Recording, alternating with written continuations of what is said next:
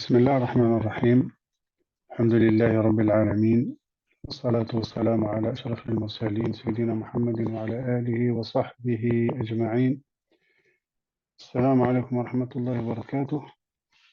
Aujourd'hui, Inch'Allah, on va entamer le sixième pilier de la foi, qui est le destin, ou en arabe, al-qadr, ou al-qada, ou al-qadar. Donc le destin, qui signifie la détermination par Allah subhanahu wa ta'ala de tout ce qui arrive dans l'univers conformément à sa science et sa sagesse. Donc la croyance au destin implique quatre choses. Donc d'abord, il faut savoir que le sixième pilier de la foi est le pilier le plus important. Plus important pourquoi? Parce qu'il s'agit bien sûr de la vie des gens, il s'agit de, de ce qui leur a été prédestiné. Donc on peut parler aussi de la prédestination. On peut parler aussi de la prédestination. C'est quoi la prédestination? C'est que Allah subhanahu wa ta'ala, parce qu'il a créé les cieux, la terre, les êtres humains, il a créé la vie, la mort, là, il a prédestiné des choses. Donc il y a des choses qui vont arriver de toute façon, qu'on le veuille ou non, qui échappent à notre volonté. Donc c'est la volonté d'Allah subhanahu wa ta'ala qui va se passer. La volonté d'Allah subhanahu wa ta'ala qui va se passer. Donc, il y a deux sortes de volontés, bien sûr, une volonté universelle, volonté législative. Ça, on le verra plus tard. Volonté universelle, c'est que Allah subhanahu wa ta'ala a créé le soleil, il a créé la lune, il a créé les étoiles, les galaxies, il a créé la nuit, le jour, il a créé la mort, la vie. Ça ne va pas changer. Ces choses-là ne vont pas changer du jour au lendemain. C'est-à-dire, demain, Allah subhanahu wa ta'ala ne décidera pas qu'il y aura plus de morts, par exemple, sur cette terre. C'est pas possible. Donc c'est une volonté universelle qui ne changera jamais. Elle ne changera jamais. C'est une question qui est déjà tranchée. Après, la volonté législative, c'est qu'Allah subhanahu wa ta'ala a décrété des choses, nous a ordonné de croire, nous a ordonné de suivre les prophètes, les messagers, nous a ordonné de faire le bien, d'éviter le mal. Donc cette volonté-là, Allah subhanahu wa ta'ala veut que tout le monde croit, que tous les gens croient, tous les humains croient, tous les humains euh, l'adorent, que tous les humains fassent le bien. C'est Allah subhanahu wa ta'ala, ça s'appelle une volonté législative. Sauf que tout le monde ne le fera pas. Tout le monde ne le fera pas. C'est ça la différence entre la volonté universelle et la volonté législative. C'est qu'Allah subhanahu wa ta'ala, dans la volonté universelle, a prédestiné des choses qui vont se passer comme Allah subhanahu wa ta'ala l'a décidé. La volonté législative, Allah subhanahu wa ta'ala a ordonné des choses, a interdit des choses. Certains vont croire et appliquer, d'autres vont renier et désobéir. Voilà la différence. Allah subhanahu wa ta'ala sait bien sûr à l'avance ce qui va se passer. Bien sûr que il ne faut pas essayer de comprendre ce système de foi au destin. Le destin, il ne faut pas essayer de le comprendre avec notre, notre raisonnement limité. Pourquoi notre raisonnement est limité? Car nous sommes soumis au temps. Nous sommes soumis au temps. Nous avons un présent, nous avons un passé, nous avons un avenir. Le passé, on l'a déjà vécu, il ne changera pas. Le présent, on est là, on a une volonté d'agir ou de ne pas agir. Le futur, on n'a aucune emprise sur lui. On ne sait pas ce qui va se passer. Donc, et même le passé des gens, le passé de mon voisin, le passé de mes collègues, je ne le connais pas. Donc, c'est le mode de l'absent. Le monde de l'absent, je ne connais pas ça. Je ne connais pas son futur non plus. Donc, nous, en tant qu'êtres humains, nous sommes soumis au temps. Nous naissons, nous vivons, puis nous mourrons dans l'avenir. Ça, c'est clair. Et nous sommes donc soumis au temps. Allah subhanahu wa ta'ala, c'est lui qui a créé le temps. Donc, Allah subhanahu wa ta'ala, Allah n'est pas soumis au temps. Donc, c'est tout à fait normal qu'Allah subhanahu wa ta'ala sait le passé, connaît le passé, le présent et le futur, qui nous concerne nous. Ça ne le concerne pas lui. Allah subhanahu wa ta'ala a créé le temps. Allah subhanahu wa ta'ala n'est pas soumis au temps.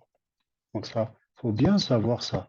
Donc les choses qui se passent pour nous aujourd'hui, les choses qui se passeront pour nous demain, c'est déjà pour Allah subhanahu wa ta'ala, c'est déjà dans sa science, c'est déjà arrivé, ces choses-là.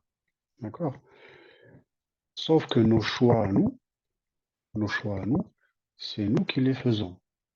Même si Allah subhanahu wa ta'ala sait ce que nous allons faire comme choix, mais aujourd'hui, nous, on ne sait pas demain ce qu'on va faire comme choix. Donc, c'est à nous de choisir. Donc, quand on est devant des situations, c'est nos choix à nous. Donc, on va expliquer plus clairement dans les slides qui vont suivre, Inch'Allah. Donc, croire au destin, à la prédestination, au destin, au qadar, implique quatre choses importantes. La première est de croire qu'Allah subhanahu wa ta'ala a une connaissance globale, une connaissance détaillée de toutes choses, depuis l'éternité. Voilà, comme je vous ai dit, Allah subhanahu wa ta'ala n'est pas soumis au temps. Allah subhanahu wa ta'ala, c'est lui qui a créé le temps. Nous sommes soumis au temps. Allah subhanahu wa ta'ala est le vivant, il a toujours été, il sera toujours. C'est l'éternel. Donc cela concerne à la fois ses propres actes et ceux de ses serviteurs. Donc Allah a une connaissance globale et détaillée de tout ce qui se passe, de tout ce qui s'est passé, de tout ce qui se passe aujourd'hui, de tout ce qui se passera demain.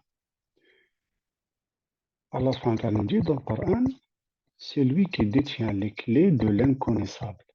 Nul autre que lui ne les connaît.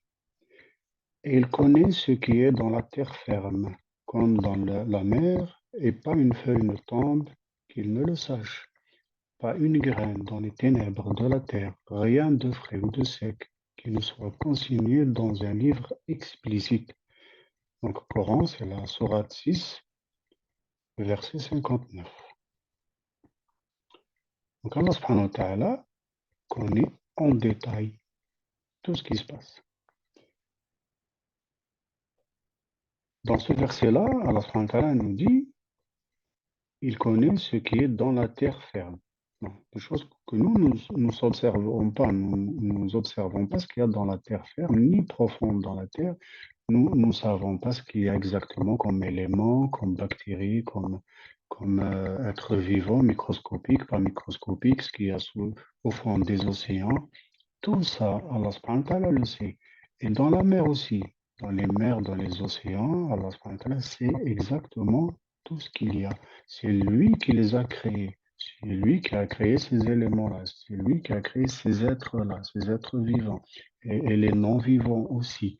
Allah subhanahu wa ta'ala sait qu'on est même un petit grain de sable au beau milieu du désert. Allah subhanahu wa ta'ala le connaît, sait quand est-ce qu'il était là, quand est-ce qu'il ne sera plus, etc., etc. Et quand est-ce qu'il va devenir un rocher lorsque les grains de sable se solidifient entre eux, etc., etc.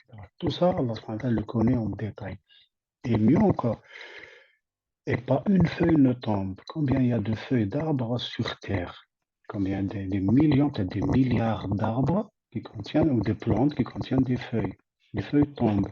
Allah subhanahu wa ta'ala sait cette feuille-là, quand est-ce qu'elle va tomber, chaque feuille, quand est-ce qu'elle va tomber, de quelle hauteur, quelle vitesse de chute elle va avoir, à quel moment, à quelle seconde elle sera sur Terre, combien de temps ça va prendre pour qu'elle jaunisse, etc., etc.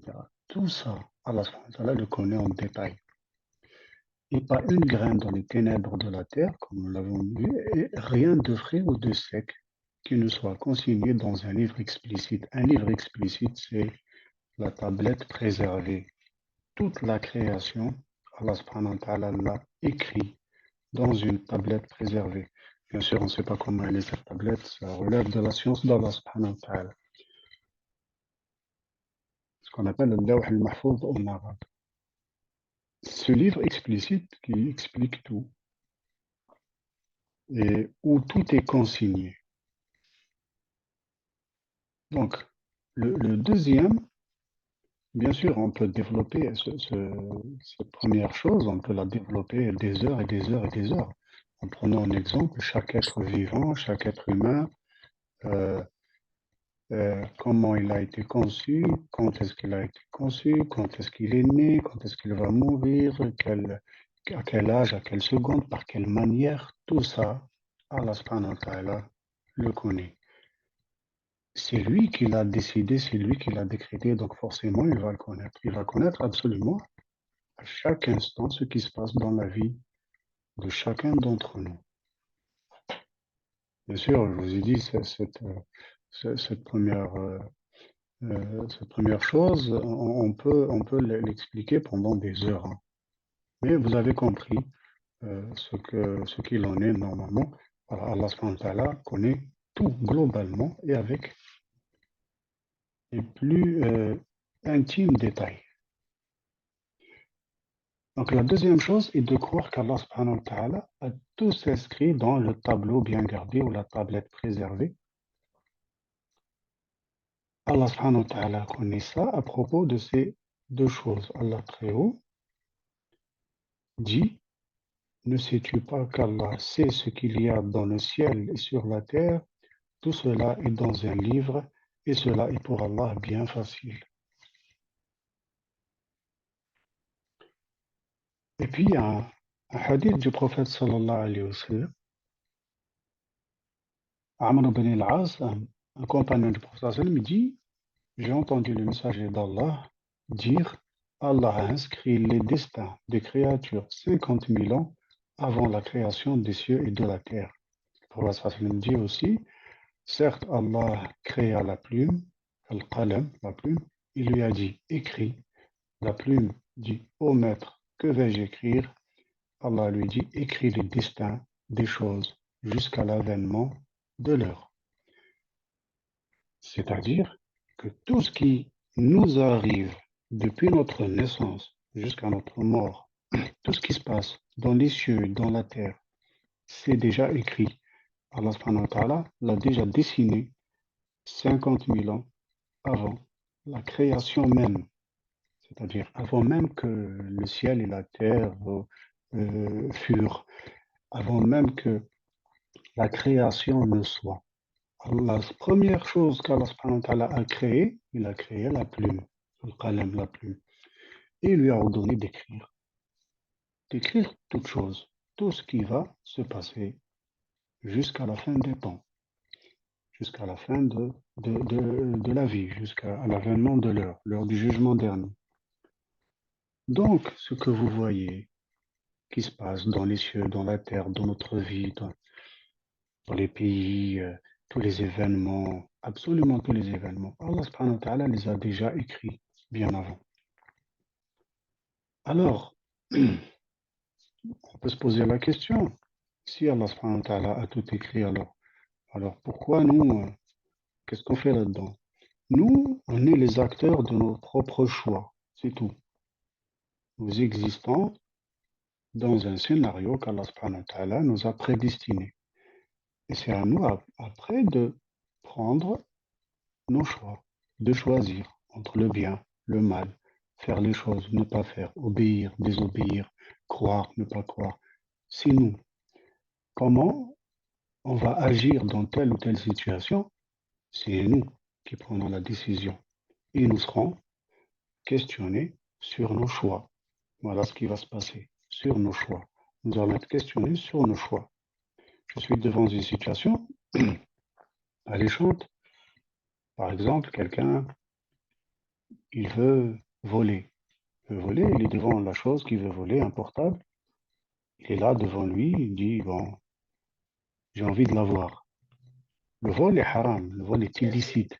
Allah subhanahu wa ta'ala l'a décrété que le vol était illicite. La personne, elle est devant ce choix-là. Est-ce qu'elle va le voler ou est-ce qu'elle ne va pas le voler? Si elle va le voler, elle commet un péché sur lequel il va rendre des comptes. S'il ne vole pas, il dit le vol est haram, Allah subhanahu wa ta'ala interdit le vol, je ne le ferai pas, je crains Allah. Eh bien, il sera rétribué, récompensé pour ce choix-là. Il le retrouvera dans le livre des bons actes, des bonnes œuvres. Voilà le choix. Allah subhanahu wa ta'ala t'a mis devant une situation, et peut-être c'est toi qui vas prendre le choix ou pas. Un caissier travaille à Carrefour, ou à Auchan, pas Carrefour, hein, Auchan, ou Intermarché. Bon, cette caissière, ce caissier, ben, il est là, puis il y a de l'argent devant lui. Ben, Shaitan, le démon, va venir lui faire l'os-ouest. Va aller à 2 euros, 3 euros qui disparaissent, on ne sait pas où elles sont. Voilà. Il peut prendre ce choix-là. Il prend, il ne prend pas. Il prend, mais il ne prend pas.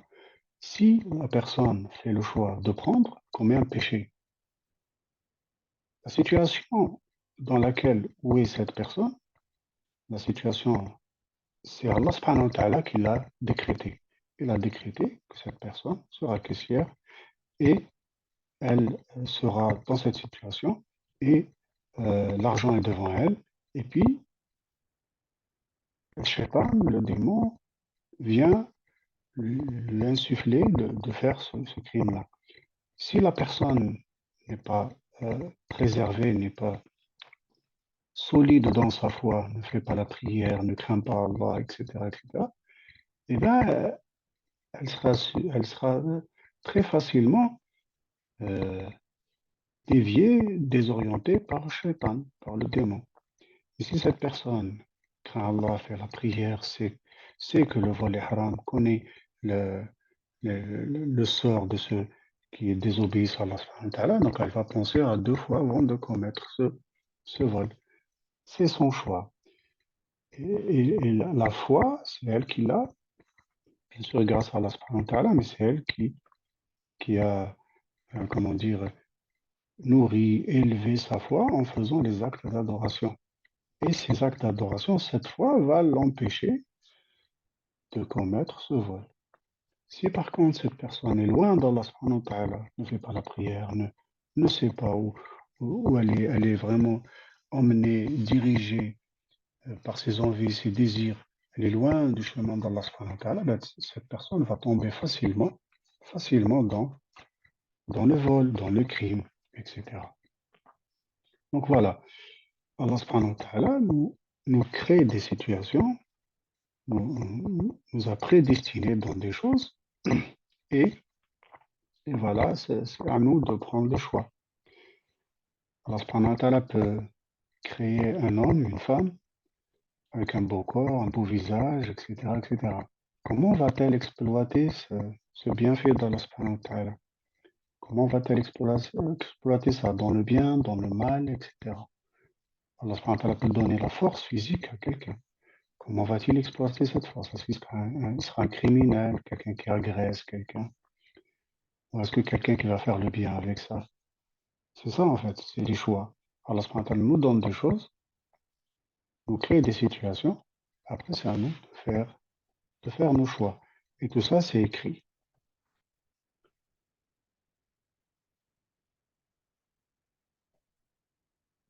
Mieux encore, mieux encore.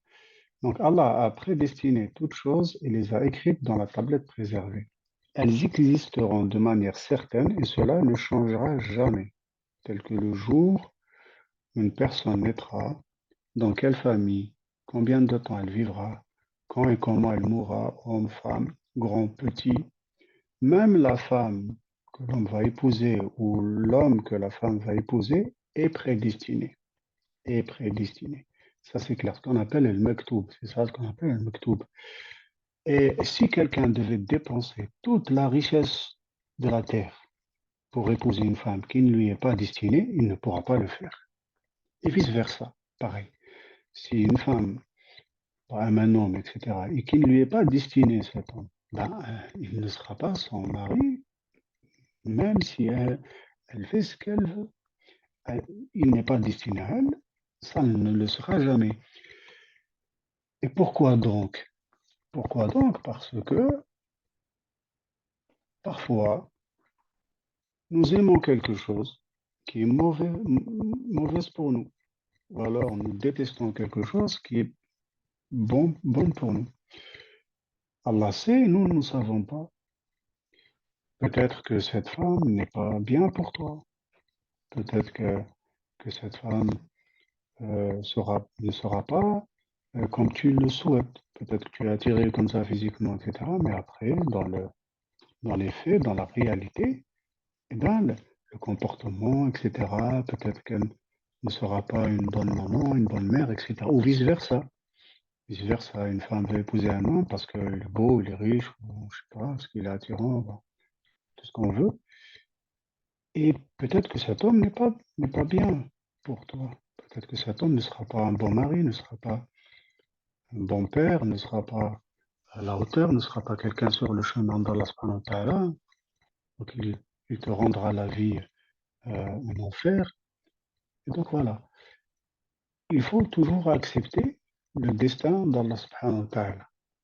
Il faut toujours accepter. C'est pas parce qu'on n'a pas épousé telle ou telle personne que notre vie va s'arrêter.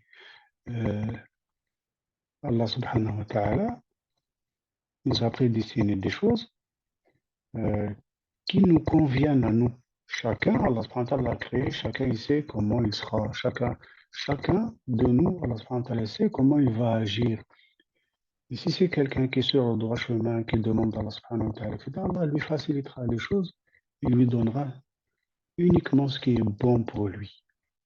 Donc quand on est sur le chemin d'Allah, quand on est assidu à la prière, quand on invoque Allah subhanahu wa ta'ala, quand on ne commet pas les grands péchés, on se repent à Allah subhanahu wa ta'ala, on fait les adorations, etc., il faut avoir confiance en Allah. Allah nous choisira les choses qui vont nous convenir. Et c'est déjà écrit. Les choses qui vont nous convenir. Il peut y avoir des épreuves, bien sûr. Et les épreuves sont là pour purifier, effacer les péchés, pour élever la personne dans les degrés de la foi, élever la personne dans les degrés du paradis. Donc, si Allah subhanahu wa ta'ala nous choisit quelque chose, c'est que cette chose est bonne pour nous. Si on est bien sûr sur le droit chemin. Si on est égaré, on n'est pas croyant, ça c'est notre histoire. C'est une autre histoire. Les épreuves peuvent être une punition, mais pour le croyant, les épreuves sont une purification. Les épreuves sont une élévation dans la foi et dans les degrés du paradis. La vie n'est pas la finalité, donc c'est ça. Ce qu'Allah subhanahu wa ta'ala veut nous faire comprendre, veut nous apprendre, c'est que la vie ici, d'ici-bas, n'est pas une finalité, c'est un passage. Donc ce qui peut se passer, ne pas se passer, si on obtient des choses, on n'obtient pas des choses, tout ça c'est éphémère. La vraie vie, c'est la vie éternelle. Et donc c'est pour ça que chacun, Allah subhanahu wa ta'ala, lui a destiné une vie d'examen, une vie d'épreuve. C'est tout à fait normal. Donc il faut faire confiance à Allah subhanahu wa ta'ala.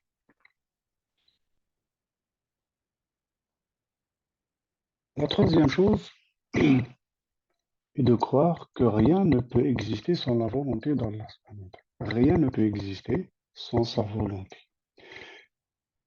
Ceci s'applique aussi bien sur les actes d'Allah subhanahu wa ta'ala lui-même ou ce qui est pour les actes des serviteurs.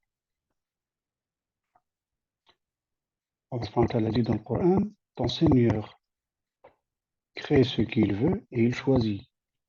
Il ne leur a jamais appartenu de choisir. Gloire à Allah, il transcende ce qu'il associe à lui. Allah dit aussi, Allah affermit les croyants par une parole ferme dans la vie présente et dans l'au-delà, tandis qu'il égare les injustes. Allah fait ce qu'il veut. Donc toujours, la volonté d'Allah subhanahu wa ta'ala passe en premier. Allah dit aussi, si Allah avait voulu, il leur aurait donné l'audace et la force contre vous. Si ton Seigneur avait voulu, il ne l'aurait pas fait. Toujours, ce qui se passe, c'est d'abord la volonté d'Allah subhanahu wa ta'ala. Même les choix que font les gens, leur volonté ne peut pas passer avant la volonté d'Allah subhanahu wa ta'ala. Je vais vous donner des exemples.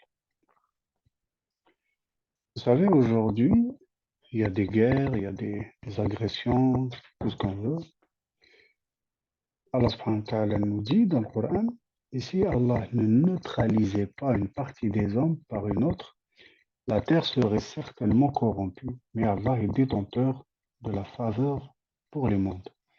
Aujourd'hui, les êtres humains possèdent ce qui peut détruire la terre 1000 fois comme arme de destruction massive. Les êtres humains en possèdent aujourd'hui. Ils possèdent ce qui peut détruire la terre, vous savez. Et pourtant, ça n'arrive pas. Pourquoi? Parce que Allah subhanahu wa ta'ala les neutralise. Allah subhanahu wa ta'ala neutralise les uns par les autres. Les États-Unis, ils ont l'arme atomique. Avant, ce qu'on appelait l'URSS avait l'arme atomique, etc. Mais ils se neutralisaient entre eux. Aujourd'hui, pareil. Ils se neutralisent les uns les autres. La Chine, la Russie, les États-Unis. Tout le monde peut détruire l'autre en 30 minutes. Mais pourquoi? Ça n'arrive pas. Car Allah subhanahu wa ta'ala les neutralise. C'est Allah subhanahu wa ta'ala qui gère. Et si Allah subhanahu wa ta'ala les laissait faire, ils auraient déjà détruit la terre 1000 fois. Il n'y aurait plus d'êtres humains sur terre. Si Allah subhanahu wa ta'ala laissait faire les corrupteurs, laissait faire les, euh, les gens, les tyrans, laissait faire ces êtres humains violents, agresseurs, s'ils les laissaient faire, ils auraient détruit toute l'humanité. Mais Allah subhanahu wa ta'ala ne les laisse pas faire. Il y en a aujourd'hui, il y a des gens qui ont le pouvoir, qui ont les moyens euh, de commettre beaucoup de choses. Mais ils ne peuvent pas. Ce qui se passe, c'est qu'Allah subhanahu wa ta'ala a laissé faire les choses qu'Allah subhanahu wa ta'ala ne laisse pas faire, elles ne se passeront jamais. Voilà la réalité. L'être humain a une volonté, mais sa volonté ne passe pas avant la volonté d'Allah subhanahu wa ta'ala. Allah subhanahu wa ta'ala maîtrise tout. Un autre exemple. Si quelqu'un veut aller faire la prière à la mosquée, il faut qu'il se lève, fasse les ablutions, sort, marche et va à la mosquée pour faire la prière. Si Allah subhanahu wa ta'ala ne lui a pas donné cette force, s'il ne pouvait pas marcher, il ne pourrait pas aller à la mosquée. Donc, si quelqu'un a la volonté, par exemple, d'obéir, d'adorer Allah subhanahu wa ta'ala, etc., de faire des choses, s'il commet, par exemple, beaucoup de grands péchés, Allah subhanahu wa ta'ala, c'est une des punitions pour que les gens ouvrent les yeux. Allah subhanahu wa ta'ala les détourne de son adoration, surtout ceux qui commettent les grands péchés. Ceux qui commettent les grands péchés ne se repentent pas. Allah subhanahu wa ta'ala les détourne de son adoration. C'est-à-dire, il sera toujours occupé par autre chose. Et même s'il a une idée comme ça en tête, il va dire, ouais, je vais aller faire la prière, ouais, je vais devenir quelqu'un de bien, ouais, je vais aller à la mosquée, je vais faire les prières en groupe. Mais tant qu'il est dans les péchés, dans les grands péchés, ces péchés-là, ces grands péchés-là empêchent la personne, par la volonté d'Allah, empêchent les personnes d'aller accomplir les adorations. Donc c'est pour ça que le repentir est primordial pour pouvoir accéder à l'adoration d'Allah subhanahu wa ta'ala. Donc, même si on a la volonté, même si on a un souhait, ce souhait-là ne se réalisera pas si Allah subhanahu wa ta'ala ne le veut pas. Alors, autre chose, donc la quatrième chose qu'il faut, en laquelle il faut croire pour bien maîtriser ce sujet du destin, c'est que tous les êtres sont créés par Allah, qu'il s'agisse de leur entité, de leur qualité, de leur mouvement. À ce propos, Allah subhanahu wa ta'ala a dit, Allah est le créateur de toutes choses et de toutes choses il est garant. Allah dit aussi, c'est lui à qui appartient la royauté des cieux et de la terre, qui ne s'est point attribué d'enfant, qui n'a point d'associé, en sa royauté et qui a créé toute chose en lui donnant ses justes proportions.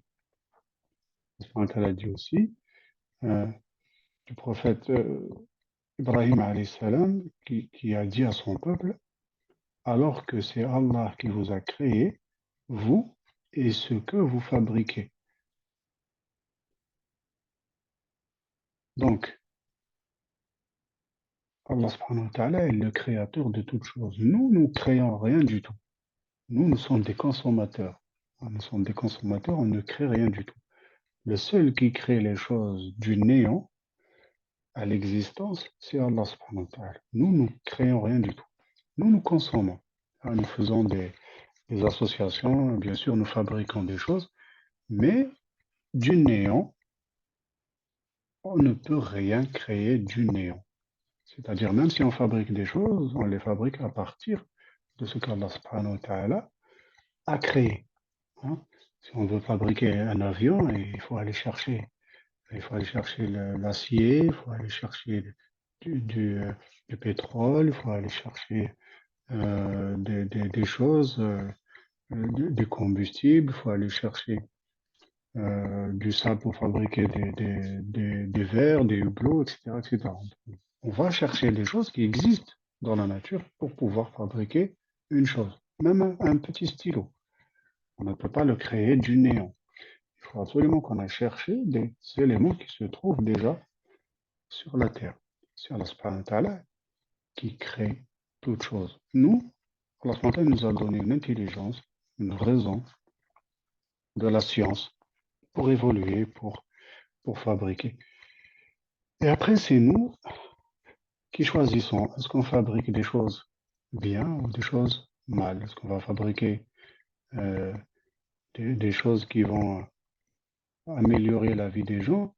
Ou alors on va créer des choses qui vont détruire la vie des gens, comme les armes ou les armes de destruction massive, etc., etc. Donc c'est toujours nous qui avons le choix de faire ou de ne pas faire des choses. Mais rien ne se passe, comme on a dit, sans la volonté d'Allah subhanahu wa ta'ala. Si on adhère à ces quatre croyances, on croit justement au destin. Et puis, il faut croire que l'homme, donc croire au destin n'exclut pas que l'homme dispose d'une volonté et d'une puissance qui détermine ses actes, comme on l'a dit. Donc ces actes et cette volonté lui donne la possibilité d'accomplissement des actes d'obéissance ou de ne pas les accomplir, de désobéir ou de ne pas le faire, etc. Allah subhanahu wa ta'ala nous dit, ce jour-là est inéluctable, que celui qui veut prenne donc refuge auprès de son Seigneur.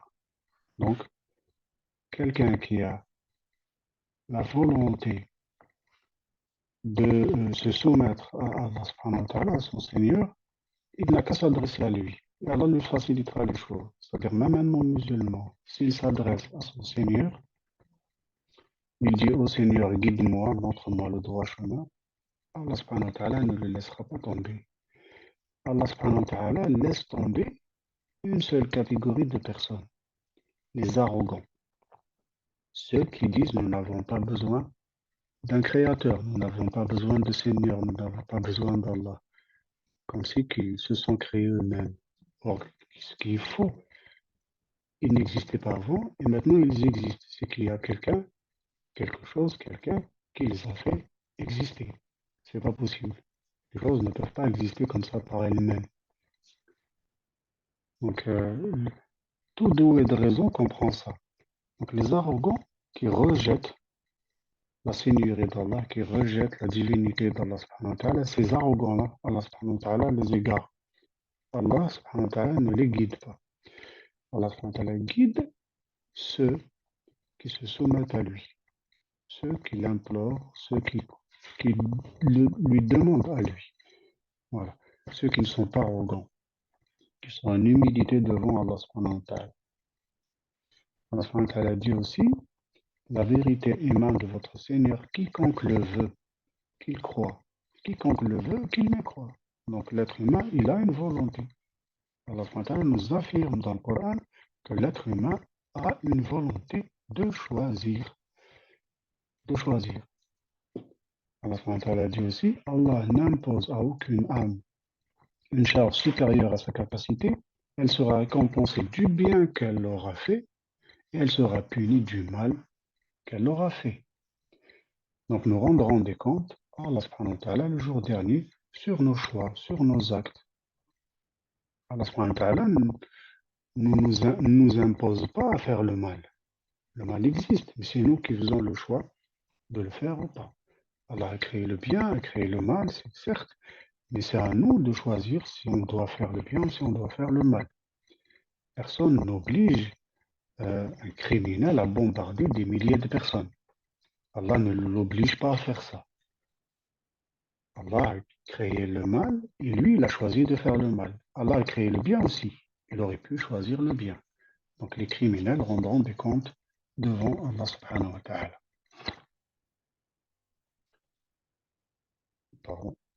Donc ces versets-là qu'on vient de citer prouvent que l'homme dispose d'une capacité, une volonté qui lui permettent d'agir ou de ne pas le faire. Cependant, la volonté de l'être humain ne précédera pas la volonté d'Allah, mais le croyant entreprend les causes, invoque son Seigneur de lui faciliter l'obéissance et à se tenir à l'écart de sa désobéissance. Allah subhanahu wa ta'ala nous dit, mais vous ne pouvez vouloir que si Allah veut. Lui est le Seigneur de l'univers. Si vous avez des questions, bien sûr, le prophète sallallahu alayhi wa sallam nous a appris plein d'invocations. On s'adresse à Allah subhanahu wa ta'ala, on demande à Allah de nous guider quand on récite la Fatiha, donc la première sourate du Coran. Et bien, dans la première sourate du Coran, il y a beaucoup d'invocations. On dit à Allah subhanahu wa ta'ala, guide-nous vers le droit chemin. Guide-nous vers le droit chemin. Pratiquement à chaque prière, on récite cette sourate. Guide-nous vers le droit chemin. Et Dina Sirat al-Mustaqim. Donc voilà, la vie, c'est adorer Allah subhanahu wa ta'ala. C'est le fait de se soumettre à Allah et de s'en remettre à lui. Et Allah subhanahu wa ta'ala ne nous veut que du bien. Il suffit juste de s'incliner, de se prosterner à lui, de l'invoquer et de l'adorer convenablement, de lui obéir et d'éviter de lui désobéir. Barakallahu fikum, si vous avez des questions, il n'y a aucun souci, Inch'Allah.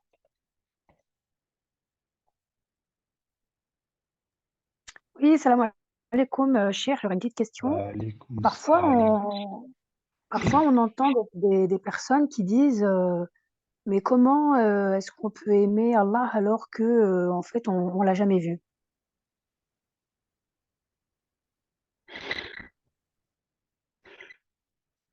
Comment on peut aimer Allah alors qu'on ne l'a pas vu?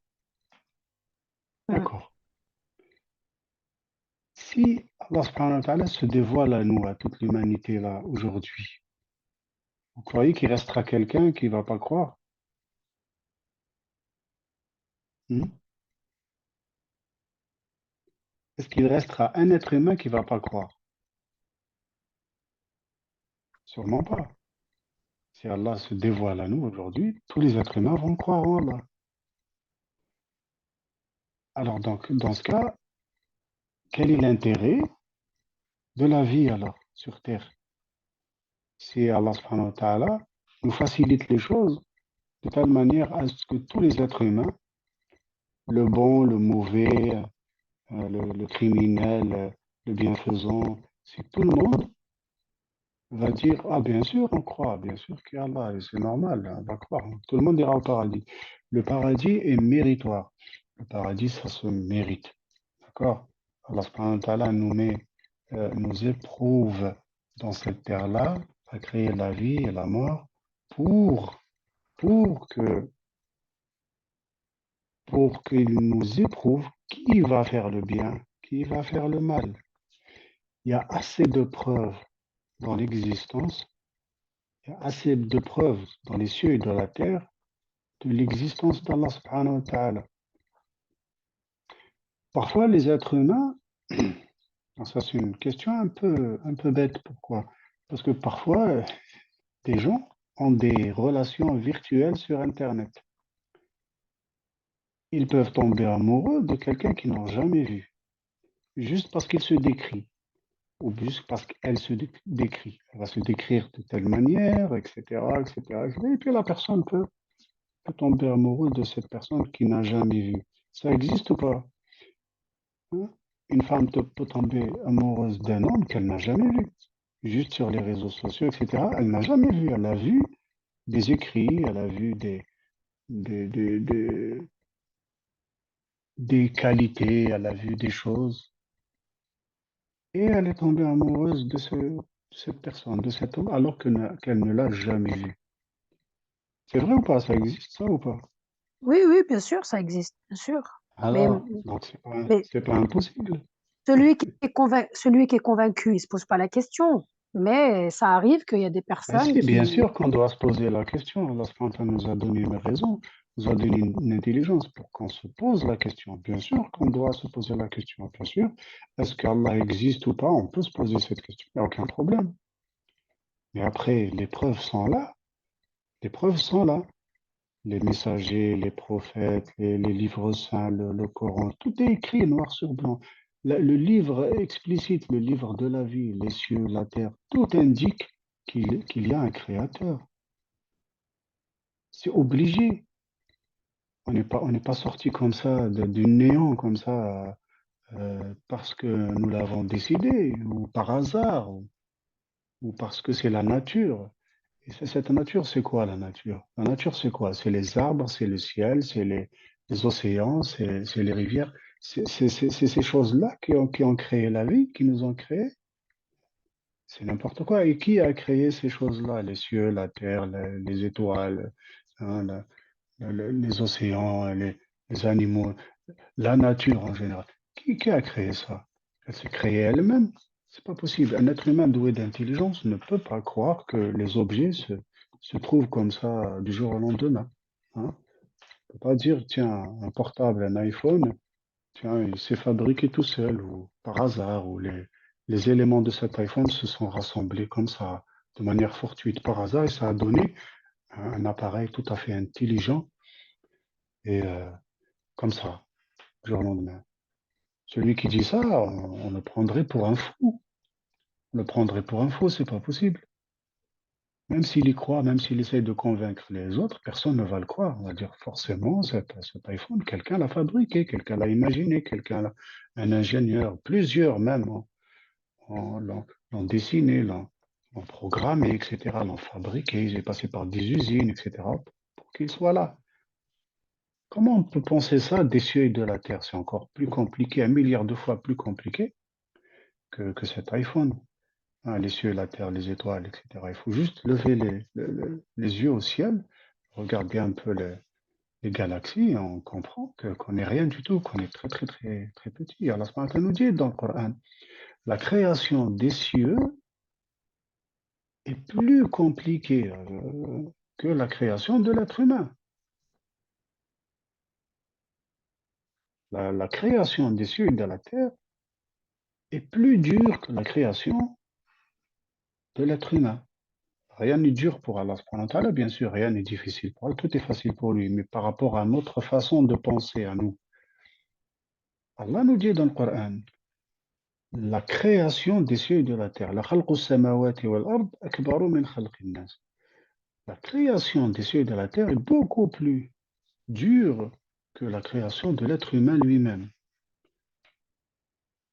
Donc comment peut-on penser quelque chose comme ça? C'est pas possible.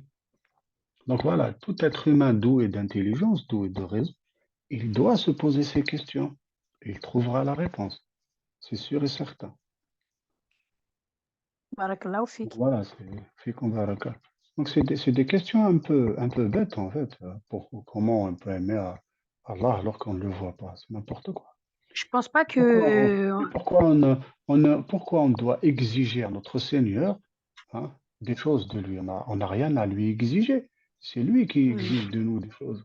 mmh. Nous n'avons qu'à nous soumettre à notre Seigneur. On n'a pas à lui exiger des choses. C'est pas possible. C'est lui notre créateur. C'est pas, on n'est pas son équivalent. Attention. Les gens vraiment s'égarent beaucoup. Il s'agit du créateur des cieux et de la terre, du créateur de la vie et de la mort. c'est pas notre copain, astaghfirullah, c'est pas notre copain pour lui exiger des choses, lui dire, ah, tiens, pourquoi tu me fais pas ça, pourquoi tu me fais pas ça? De quel droit on exige à Allah subhanahu wa ta'ala, au Seigneur, des choses comme ça? Nous sommes des créatures d'Allah, nous sommes des serviteurs d'Allah. Nous devons lui obéir et nous devons être en humilité devant lui, pas en arrogance. C'est pour ça que je vous dis, les arrogants, Allah subhanahu wa ta'ala ne les guide pas. C'est un vrai problème, l'arrogance pour l'être humain. Un vrai problème. D'autres questions?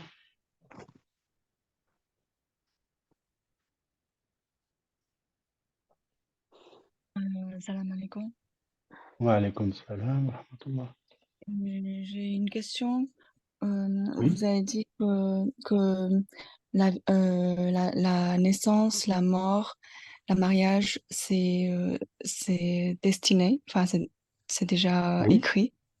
tout à fait. Et donc, quand on fait les prières, quand on demande des choses, l'aide d'Allah, ça veut Oui. dire que ce sera seulement, euh, comment dire, euh, nos comportements C'est la, dans la oui, vie qui sera changé. c'est la concrétisation de notre soumission à Allah subhanahu wa ta'ala. C'est ça l'invocation, quand on invoque Allah subhanahu wa ta'ala, c'est la concrétisation de notre soumission à lui. Notre rôle, c'est d'être soumis à notre Seigneur. Et quand on demande des choses à Allah subhanahu wa ta'ala, si cette chose est bien pour nous, dans la science d'Allah, dans la science d'Allah, pas par rapport à notre science à nous. Nous, notre science est très limitée. On ne connaît pas l'avenir. On ne connaît pas les choses. On ne connaît pas les choses cachées. Donc, si cette chose est bonne pour nous, dans la science d'Allah, Allah nous la donnera. C'est sûr et certain. Un croyant qui s'adresse à son Seigneur et demande une chose, et que cette chose est bonne pour lui, dans la science d'Allah, Allah lui donnera. Il lui donnera peut-être aujourd'hui, s'il la demande aujourd'hui, si Allah subhanahu wa ta'ala sait que cette chose sera bonne pour lui aujourd'hui. Si Allah subhanahu wa ta'ala sait que cette chose sera bonne pour lui plus tard, il la donnera plus tard. Si Allah subhanahu wa ta'ala sait dans sa science que cette chose n'est pas bonne pour lui, malgré que la personne croit que cette chose est bonne pour lui. Alors, je crois qu'une chose est bonne pour moi, bien sûr à travers ma science très limitée. Si je crois que cette chose est bonne pour moi, par exemple une femme, je crois qu'elle est bien pour moi, je vais invoquer Allah subhanahu wa ta'ala pour qu'il fasse qu'elle soit mon épouse, par exemple. Mais Allah subhanahu wa ta'ala sait dans sa science qu'elle n'est pas bien pour moi, du tout. Soit parce on sera incompatible, ou parce que c'est pas ce que je pense. Les apparences sont trompeuses, etc., etc. Allah ne me donne pas cette chose. Si Allah sait qu'elle n'est pas bien pour moi. Par contre, grâce à cette invocation, Allah subhanahu wa ta'ala peut, peut repousser un mal qui aurait dû m'arriver. C'est pour ça que l'invocation est très importante. Il peut repousser un Ok, mal qui aurait dû m'arriver. On ne me demande pas cette chose. Ou alors, ok. Allah subhanahu wa ta'ala me réserve la rétribution le jour dernier. Et vous savez, le jour dernier, tous les êtres humains, surtout les croyants, les musulmans, tous les êtres humains, vont tellement être satisfaits d'Allah subhanahu wa ta'ala qu'ils vont dire heureusement, alhamdulillah, heureusement qu'Allah subhanahu wa ta'ala a choisi ça pour nous et qu'Allah subhanahu wa ta'ala ne nous a pas donné ce que nous avons demandé, car ça aurait été une Mhm. catastrophe pour nous. Voilà. Mhm. Donc Ok, le croyant est toujours gagnant. Il est toujours gagnant. En faisant d'accord. confiance à Allah subhanahu wa ta'ala, bien sûr. D'accord. Oui, barakallah. D'autres Mhm. questions? Merci. Alors, j'ai une question écrite. Pourquoi commencer le scénario, comme vous le dites, alors que le début et la fin sont déjà écrits et ciblés pour chacun d'entre nous? Mais bien sûr, Allah subhanahu wa ta'ala dit dans le Coran, Allah subhanahu wa ta'ala dit, on ne le questionne pas sur ce qu'il fait, lui il nous questionne. C'est pas à nous de questionner Allah subhanahu wa ta'ala. Pourquoi tu as fait ça? Pourquoi tu n'as pas fait ça? C'est pas à nous de juger Allah subhanahu wa ta'ala. C'est à lui de nous juger. Déjà, c'est ça la première des choses. Deuxième chose, Allah subhanahu wa ta'ala est sage. Allah subhanahu wa ta'ala ne fait pas les choses comme ça fortuitement. C'est pas un être humain, Allah. Il ne commet pas d'erreur. Donc si Allah subhanahu wa ta'ala a décrété des choses, c'est que ces choses doivent avoir lieu. D'accord? Le scénario est écrit. Le scénario est écrit, bien sûr, le scénario est écrit, mais pas les actes des acteurs. Le scénario est écrit. On est dans une famille, on va naître tel jour, on va mourir tel jour, on va passer par telle situation, on va passer par telle épreuve. Oui, ça c'est écrit. Mais nos choix, nos choix, ce qu'on va choisir, c'est nous qui l'écrivons pour nous. Même si Allah subhanahu wa ta'ala le sait à l'avance, mais c'est nous qui choisissons.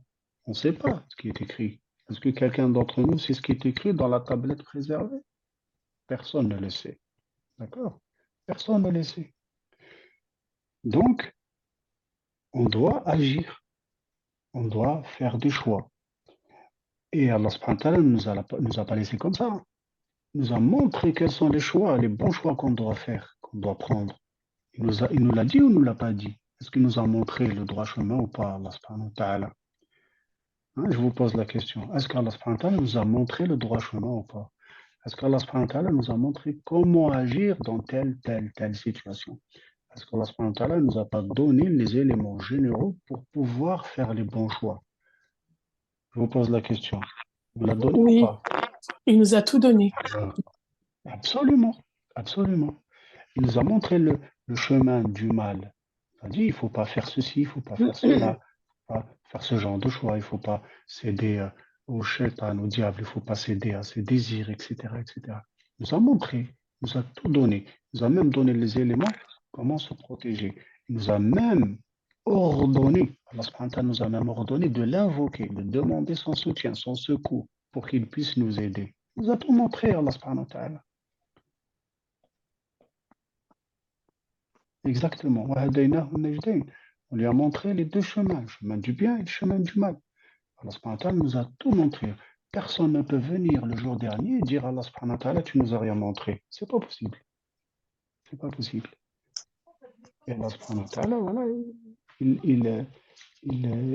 il sélectionne. Allah subhanahu wa ta'ala sélectionne. Il fait montrer le bien et ceux qui sont bien, il ressortir ceux qui sont mauvais. C'est normal. Tout le monde ne peut pas aller au paradis. Ceux qui vont au paradis, c'est ceux qui ont un cœur sain, pas les criminels. Les criminels n'iront pas au paradis. Sinon, ce sera une injustice pour les victimes. D'autres questions?